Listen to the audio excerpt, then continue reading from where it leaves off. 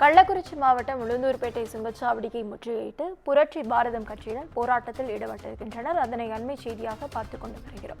இது குறித்த முழு விவரங்களை வழங்க செய்தியாளர் கிரண் நம்மோடு இணைப்பில் காத்திருக்கிறார். கிரண், வணக்கம். விவரங்கள்.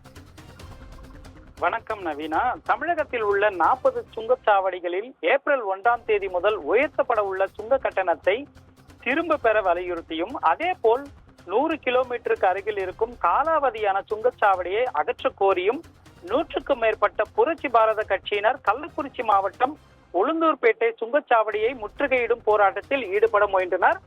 அப்போது முன்னெச்சரிக்கையாக பாதுகாப்பு பணியில் ஈடுபட்டிருந்த காவல்துறையினர் உரிய அனுமதியின்றி முற்றுகை போராட்டத்தில் ஈடுபட்டவர்களை கைது செய்தனர்.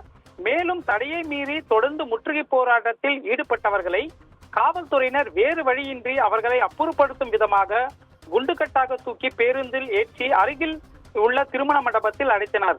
இதனால் அப்பகுதியில் பெரும் பரபரப்பு ஏற்பட்டது.